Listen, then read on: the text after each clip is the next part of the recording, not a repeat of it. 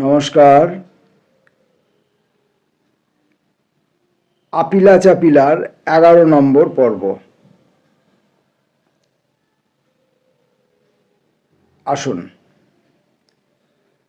আপাতত জীবনানন্দ প্রসঙ্গ মুলতুবি রেখে নতুন দিল্লিতে ফিরি। ওখানে হঠাৎ একটু গোলমাল দেখা দিল। আমার চোখের দৃষ্টি বরাবরই অতি ক্ষীণ, যে কারণে লখনৌ থাকাকালীন একবার স্টেট ব্যাংক অফ ইন্ডিয়ার লোভনীয় কাজের প্রস্তাব পেয়েও শেষ পর্যন্ত যোগ দেওয়া হয়নি ব্যাংকের স্বাস্থ্য পরীক্ষকের আপত্তি হেতু। তা অবশ্য ভালোই হয়েছিল। অর্থমন্ত্রকেও একই ফ্যাকড়া। ক্ষীণ দৃষ্টির জন্য আমাকে নাকি সরকারের পাকা কাজে যোগ দিতে অনুমতি দেওয়া যাবে না, তবে আমি বিশেষ দায়িত্বপ্রাপ্ত অফিসার হিসেবে চালিয়ে যেতে পারি। সেরকমই ব্যবস্থা হলো, কিন্তু মনে যথেষ্ট চিড় ধরে গেল। ইতিমধ্যে অর্থমন্ত্রক থেকে সপ্তাহে একদিন দুদিন একদা যাকে ছেড়ে পালিয়েছিলাম সেই দিল্লি স্কুলে অধ্যাপক VKR রাওয়ের আগ্রহেই ইকোনমিক্স পড়াতে শুরু করেছি। পড়াতে ভালোই লাগছিল, ছেলেমেয়েরাও পছন্দ করছিল। এরই মধ্যে একদিন রাও সাহেব দিল্লি স্কুলে পাকাপাকি অধ্যাপক হিসেবে যোগ দেওয়ার আমন্ত্রণ জানালেন। অর্থমন্ত্রকে ওই আধা খাঁচড়া অবস্থা, দিল্লি স্কুলে লোভনীয় জ্ঞান চর্চার পরিবেশ প্রায় মনস্থির করে ফেলেছিলাম। হঠাৎ খটকা লাগলো, যে ভদ্রলোকের সঙ্গে 5-6 বছর আগে মনের মিল হয়নি, তার সঙ্গে এবারও যে সঘন দোস্তি ঘটবে তার ভরসা কি? মনের এমন অবস্থায় হঠাৎ সম্মিলিত জাতিপুঞ্জের ব্যাংককস্থিত এশিয়া ও মধ্যপ্রাচ্য আর্থিক কমিশন থেকে তার পেলাম। ওরা আমাকে চাইছেন। ইংরেজি সাহিত্যের অনার্স ক্লাসে ভর্তি হতে গিয়ে যেমন অর্থনীতি বিভাগে নাম লিখিয়ে এসেছিলাম, এবারও তেমনই দিল্লি স্কুলকে এড়িয়ে আমার উল্লঙ্ঘন যোগ, উড়োজাহাজে চড়ে ব্যাংকক গমন। নামবুদিরিপাদের কাছে অনুমতি চাইলাম, পেলাম। তিনি বললেন, ভালোই তো, অভিজ্ঞতার প্রসার ঘটবে। মাসে মাসে পার্টিকে কি পরিমাণ চাঁদা পাঠাবো সেই অঙ্কটাও তিনি নির্দিষ্ট করে দিলেন। ব্যাংককে ঘনিষ্ঠ বন্ধু অর্থনীতিবিদ অরুণ ঘোষ সপরিবারে অধিষ্ঠিত। ওখান থেকে আমার আমন্ত্রণপত্র ঘটিত ষড়যন্ত্রের জন্য তিনিই প্রধানত দায়ী। অরুণ ঘোষ ও ডালিয়ার কাছে আমি আজীবন বিভিন্ন ব্যাপারে যে কত প্রকারের ঋণী তা বোঝানো সম্ভব নয়। ব্যাংককে ওদের সঙ্গে ওদের বড় মেয়ে অদিতি, তখন তার বয়স 2.5 বছর। আমি পৌঁছবার ঠিক আগের দিন ওদের দ্বিতীয় কন্যা জয়তী জন্মগ্রহণ করে ব্যাংককের হাসপাতালে। সব মিলিয়ে ব্যাংককে 14-15 মাস ছিলাম। পুরোটা সময়ই একদিক থেকে অপব্যয়িত অধ্যায়। সম্মিলিত জাতিপুঞ্জ সংগঠনে যৎসামান্য কাজ করে কিংবা কিছুই না করে এককারি পয়সা করি যদিও পাওয়া যায়, তার বাইরে মরুবাস প্রতিম অভিজ্ঞতা। এশিয়া ও দূরপ্রাচ্য আর্থিক প্রতিষ্ঠানের মাথায় একজন ভারতীয় পণ্ডিত ছিলেন, কিন্তু ততদিনে তিনি অর্থশাস্ত্র ভুলে মেরে দিয়েছেন। প্রশাসনিক দক্ষতায় অবশ্য অতিশয় সুষ্ঠু। অর্থনীতিবিদ কিংবা অন্য বিশেষজ্ঞ আর যারা ছিলেন, তাদের মধ্যে 1-2 চীনে পণ্ডিত ছাড়া বাকিরা ধর্তব্যের মধ্যে নয়। চীনে ভদ্রলোকেরা এমনিতে অমায়িক, কিন্তু তাদের আনুগত্য চিয়াং কাইশেকের প্রতি। তাইওয়ান দ্বীপই যেন ভূমধ্যমণি, তাই তাদের সঙ্গে যদিও সম্প্রীতি ছিল, হৃদ্যতা ছিল না।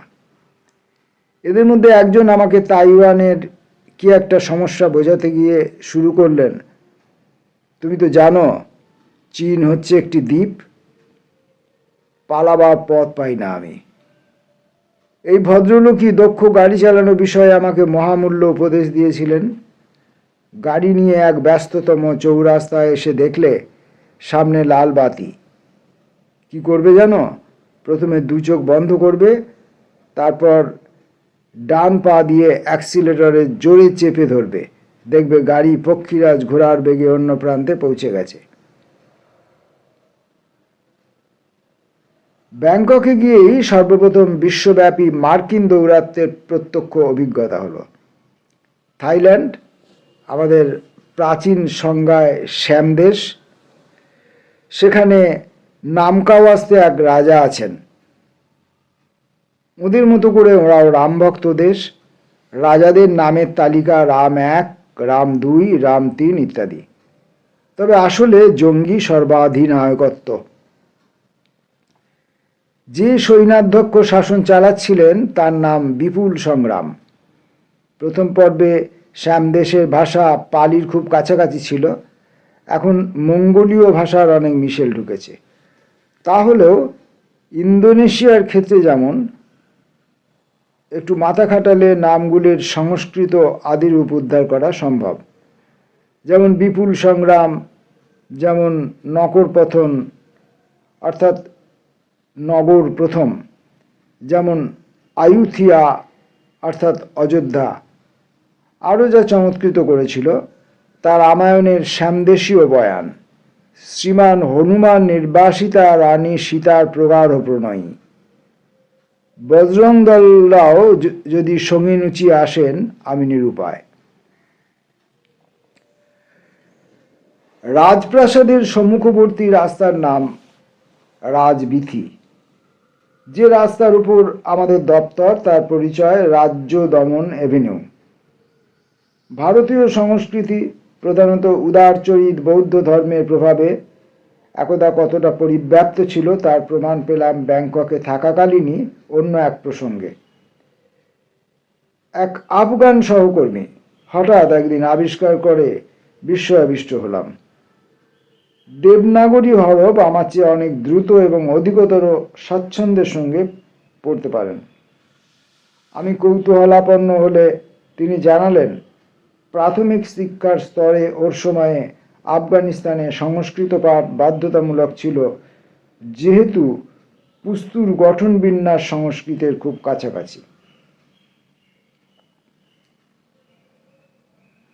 ব্যাংককে আমার দপ্তরে কাজ করতেন এক মহিলা, আজও তার অনাবিল সুন্দর নামটি ভুলতে পারিনি। উদ্মা সিন্ধু সবর্ণ অর্থাৎ উত্তমা সিন্ধু স্বপ্ন। বুঝুন, উত্তমা সিন্ধু স্বপ্ন, এইটি ওদের ভাষা অনুযায়ী, উচ্চারণ অনুযায়ী উদ্মা সিন্ধু সবর্ণ। আর একজনের সুভাব যশোধরা। এমন চমৎকার নামযুক্তা সুন্দরী মহিলাদের সান্নিধ্য খাসা থাকা যাচ্ছে। ব্যাংকক জুড়ে প্রচুর আহার্যের বৈচিত্র্য, বিশেষত চীনে খাবারের সম্ভার। তখনও পর্যন্ত একটি দুটি বিশ্ববিদ্যালয়ের উপস্থিতি সত্ত্বেও অথচ মনীষা যা বুদ্ধির চর্চা প্রায় শূন্যের কোঠায়। বড় কষ্টে দিন কাটাতে হয়েছিল ওই কয়েক মাস।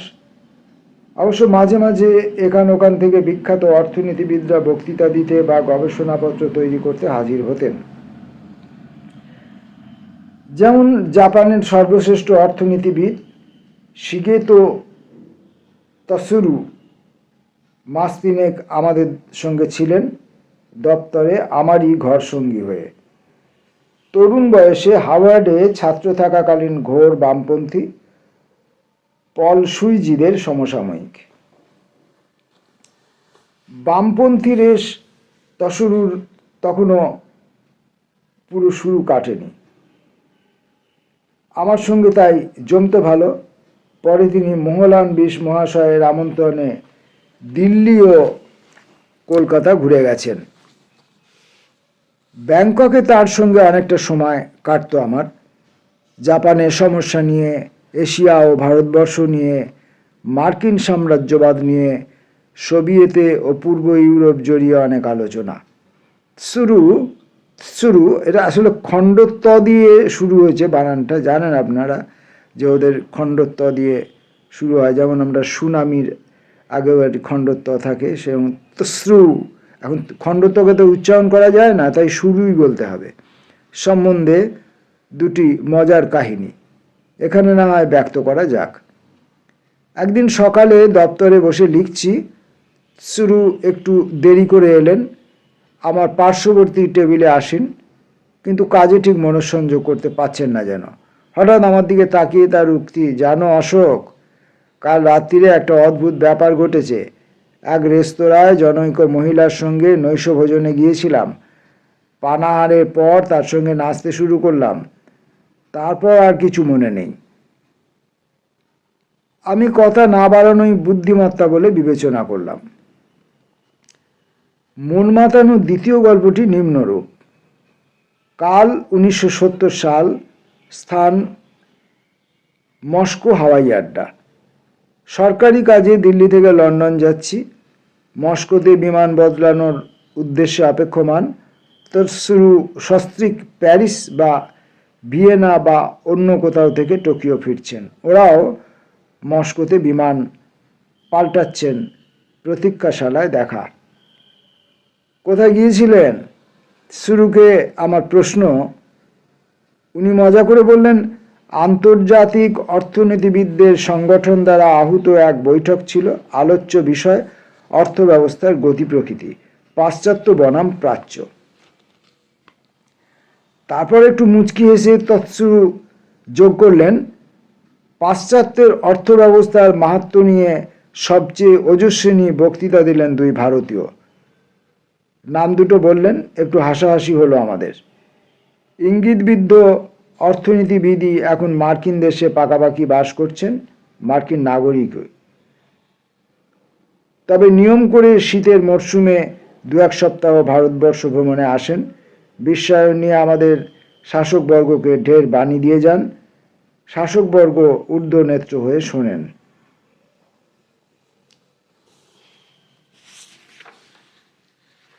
আমি ব্যাংককে থাকাকালীন সময়ে স্ত্রী ক্ল্যারিসকে নিয়ে নিকি কালডরও এসেছিলেন কয়েকদিনের জন্য। তার সঙ্গে কেমব্রিজে প্রথম আলাপ, পরে দিল্লিতেও। ব্যাংককে তার বিশেষ কাজ নেই, আমারও নেই। সুতরাং কটা দিন দুজনের জীবনানন্দীয় ভাষায় শিশির ভেজা আড্ডা। অর্থনীতি চর্চা যত হতো তার চেয়ে ঢের বেশি পরিচিত অর্থনীতিবিদদের নিয়ে সকলুষ পরচর্চা, তাঁদের স্ত্রীদের নিয়েও। নিকি কালডর আদতে হাঙ্গেরির অধিবাসী। নাৎসি দৌরাত্ম্যের সময় ইংল্যান্ডে চলে এসেছিলেন। দীর্ঘদিন বিলেতে পড়িয়েছেন, ব্রিটিশ নাগরিকত্ব নিয়েছেন, পরবর্তীকালে লর্ড খেতাবে ভূষিতও হয়েছেন। ব্যাংককে একটি হাঙ্গেরীয় খাদ্য পরিবেশন করা সরাইখানা ছিল, যার নাম নিক্সিন। এক সন্ধ্যায় সেখানে কালডর ও তার স্ত্রীকে নিয়ে গিয়েছিলাম। নিক্সিনে ঢুকে কেমব্রিজের নিক মহা খুশি। এরকম ছুটকো ছাটকা রসালো অভিজ্ঞতার বাইরে ব্যাংককে দিনযাপন সত্যিই দুঃসহ হয়ে উঠেছিল। মার্কিন প্রকোপ। প্রতিটি সরকারি দপ্তরে মার্কিন পরামর্শদাতারা বসে আছেন। জঙ্গি বাহিনীর বিভিন্ন শাখা প্রশাখার সঙ্গে মার্কিনীদের ঘনিষ্ঠ আদান প্রদান। প্রতিটি বিশ্ববিদ্যালয়েও মার্কিন অধ্যাপক। থাইল্যান্ড তখনও এমনকি ভারতবর্ষের সঙ্গে তুলনায় বিচারে পর্যন্ত অনুন্নত। চাল কাঠের কিছু রপ্তানি ব্যাংকক শহরের বাইরে, যেমন অযোধ্যা শহরে কিংবা অন্যত্র। এবং পল্লী অঞ্চলে সর্বসমাচ্ছন্ন দারিদ্র। গ্রাম থেকে গরিব কৃষক ঘরের মেয়েদের লোভ দেখিয়ে ব্যাংককে এনে তাদের ম্যাসাজ পার্লারে বা অন্য কোনো ধরনের গণিকাগারে নির্বাসন, তা থেকেও দেশের শাঁসালো বৈদেশিক মুদ্রা উপার্জন। মার্কিন ক্রেতা, মার্কিন পোশাক, মার্কিনীদের দ্বারা নির্দেশিত পররাষ্ট্রনীতি, পুরোপুরি ভজ মার্কিন, জপ মার্কিন, লহ মার্কিন নাম রেগোছের অবস্থা। প্রায় 50 বছর পরে আমরা যে অবস্থানে পৌঁছচ্ছি থাইল্যান্ডে, তার যেন পূর্বচ্ছায়া দেখেছিলাম।